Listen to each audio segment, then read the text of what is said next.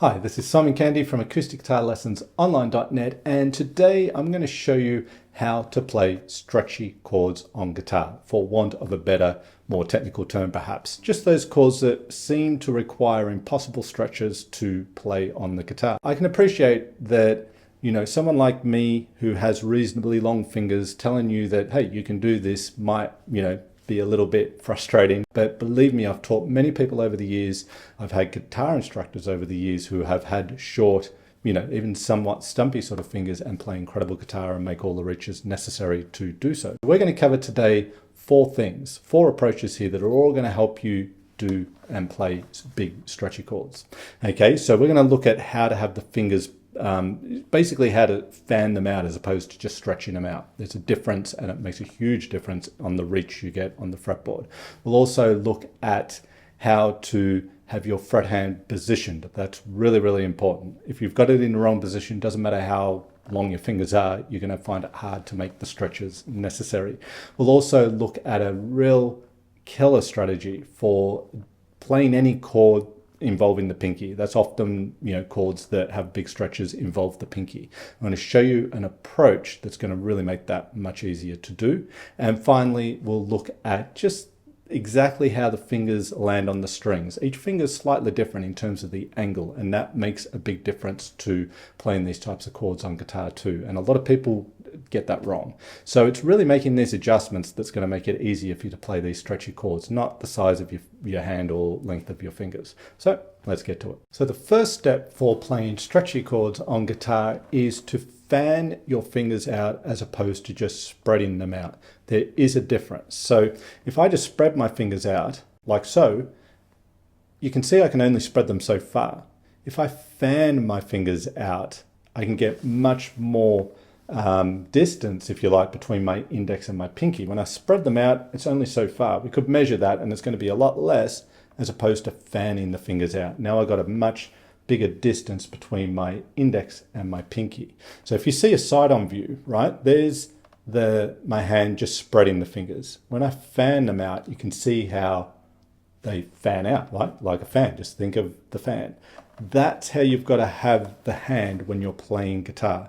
If we just try and make stretches beyond 3 or 4 frets with our fingers just spreading out as opposed to fanning out, it's not going to really help at all. So the next step is your fret hand position. People get this wrong all the time when they start, and it's fair enough because until we start playing guitar, we're used to just picking things up and gripping things. And a lot of people grab the neck of the guitar like they're picking up a broomstick or a bat or something like that. And it's not quite the same thing. Here's what a lot of people do in terms of the fretting hand position. They have the thumb on the back of the neck behind the index finger. Now, like so, let me see if I can show you that. Okay, it's like this. Let's say I'm at the 5th fret and the thumb's right behind the index finger there. That's not good because that limits, I can't really get my pinky anywhere beyond the 8th fret there when I'm in the 5th position if my thumb's behind the index finger. Okay, what we need to do, let's take the 2nd finger, let's put it on the 5th fret, and we want just the 2nd finger and the thumb. And the thumb wants to be behind the 2nd finger. Okay, so you've just got the 2nd finger and the thumb behind it. That's going to put your hand in the right position on the fretboard, as long as your thumb is low on the back of the fretboard too. Okay, once you've got that in position, then you put the other fingers down in the frets. So if my 2nd finger's on the 5th fret, my 1st is in the 4th, my 3rd is in the 6th, and my pinky's in the 7th.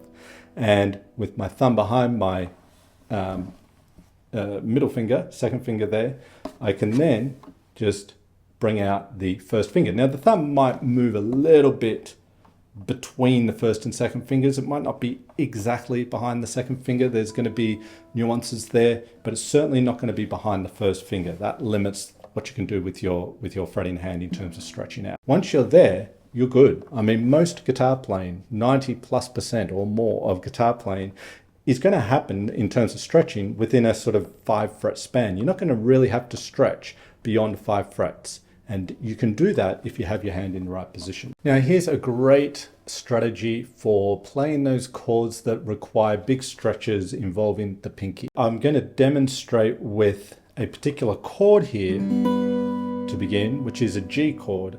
Not probably the typical G chord you'd play, but certainly spanning across 5 frets with your index to pinky is common, you know, playing scales and all sorts of things. Okay, but with this chord, what might happen a lot of the time, typically, I think people are going to get that note on first, the root note, the G. And if you do that, your hand could be in the right position to get the pinky to the 7th fret, but more than likely it's not. You might be in this sort of position of the thumb behind the index finger again, and that limits the stretch of the pinky and the span that you can get on the fretboard. So instead of putting the first finger down, go with what I would call pinky first strategy, right? Put the pinky on first, get that sorted. Then you'll need to, it'll force you to get your hand into the right position to then get the G note at the 3rd fret on the bottom string. Okay, it's a big stretch, but you can do it. It's just a matter of getting the pinky on first, then getting that first finger down to the 3rd fret. And the things we've spoken about before all come into play here. You're spanning your fingers out. You've got your index finger roughly behind the 2nd finger or in between the 1st and 2nd fingers. And that will all come into play if you get the pinky on first. Okay, if you go with the first finger, you're just going to, you know, possibly just do what you always do, be in that position that might be not correct, and then makes it very hard. And it will make you feel like you've got short fingers, or certainly fingers that are not long enough. So pinky on first, then the next note in the chord, or any other note in the chord. So let's look at another chord shape. I like to play sometimes these add 9 chords with open droning strings, and they're a little bit of a stretch. Okay, so it involves the 1st, the 2nd, and the pinky, and they've all got a fret in between them. And so let's say I play it here. It's like a D add 9 type chord. Okay, I could go with my first finger first and then get my 2nd on and really struggle to get the pinky there because of my hand position and all the things we've spoken about. So if I get the pinky on first with that chord, then I put my 2nd finger on, then my 1st finger, there we go, we've got that stretch there. And it's the same, you know, my hand's in the same position as it was when we went through the previous step of getting the thumb behind the index, putting the fingers on, and then getting that stretch between the 1st and 2nd fingers that we often need to do when we're spanning 5 frets. Okay, the hand's in the same position. It's just kind of a different way of getting there, if you like. And the last point I want to make in order to get your hand into the right position to play stretchy chords on the guitar is the angle at which each finger connects with the string on the fretboard. Now, a lot of people mistakenly think that all your fingers have to be at a strict 90-degree angle on to the string on the fretboard. So if I take a C chord and I actually try and get each finger strictly at a 90-degree angle to the string, it's very awkward. My hand's in this awkward position, my thumb's out of whack. I can feel a ton of tension in my wrist there. I mean, doing that for a period of time is going to do damage to my wrist, let alone, you know, the difficulty of playing guitar. So it's not the case that our fingers, all 3 or 4 fingers rather, are at strict 90-degree angles to the string. If I hold this C chord shape, and I'm just going to push it really, really hard into my fingers here, much harder than I would normally ever do. I'm just going to hold it for a moment because I want to see if I can show you the string markings on my fingers so you can kind of see the point of connection, because neither of these fingers really, more or less, are at a strict 90-degree angle to the string. So you can probably see there with my fingers where the string has marked the fingertip, right? So it's not strictly across, you know, at a 90-degree angle. This first finger's on a little bit of an angle. It comes sort of inward, if you like, as opposed to straight on. Okay, you've got to really, again, it's all these methods here and approaches, they're all leading to the same point, right? Getting your hand to the same position. They're just all different ways, if you like, of getting your hand and your fingers in the correct position to, you know, make it easy to play guitar. Again, the fingers fanned out. The index finger, you can see the first finger there is a little bit of a, you know, I don't know exactly, maybe 45-degree angle. The 2nd and 3rd fingers, it's probably the 3rd finger here that is pretty much at the 90-degree angle, but the other 2 are not. If we try and get that, then yeah. And don't forget about the pinky. If you're trying to do that, it's not even going to really be able to do too much at all. Okay, so it's more kind of around the side of the padding for the 1st and 2nd fingers. The 3rd and the 4th, the pinky there, they're kind of closer to a 90-degree angle to the strings, okay? But that makes a difference. Don't try and get your fingers all at a 90-degree angle. It's going to put your hand in a really awkward position. It's going to be up, your shoulders up, everything's off, you know, in that regard. So we want a nice relaxed wrist, thumb in the right position on the back of the fretboard, and then you'll see how those fingers connect and come in at kind of different angles other than 90 degrees. Again, if we went back to the step of the thumb behind the middle finger and we got our hand to span out, and the distance between the first and the second fingers, or not even doing that actually, just side by side in consecutive frets, you can see there, right? The first and second fingers come in at a bit of an angle. The third finger's more at a 90-degree angle. The pinky's on a little bit of an angle too, not strictly. The pinky's coming in from like this way, and these other two are coming in from the other way, from my left. This one comes in from my right, and the third finger is more or less coming down at 90-degree angle.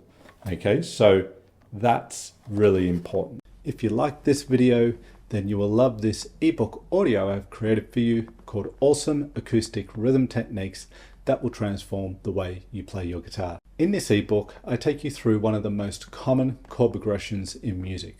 What's not so common are the approaches we will apply to this progression. You learn how to use embellishments and extensions to decorate the progressions you play, much like a pianist would, resulting in very cool, unique, and sophisticated sounding music. You also learn great ways to play rhythm fills that can punctuate the space between your chord changes. This is much like the rhythm guitar playing of Jimi Hendrix. So click the link in the description below this video and download your free ebook audio, Awesome Acoustic Rhythm Techniques that will transform the way you play your guitar. Let me know in the comments what acoustic guitar topics you'd like to see me cover in future videos. I'd love to hear from you. Don't be shy. Drop us a line in the comments section. I read the comments, and I will reply to any topics that you'd like to see me cover and put them on the list. If you like this video, then hit the like button, and don't forget to subscribe to the video if you haven't already, and of course hit the notification bell button. That way YouTube will tell you when I've released a new video. My analytics at last look told me somewhere around about 70 or 80% of people who watch my videos regularly are not subscribed.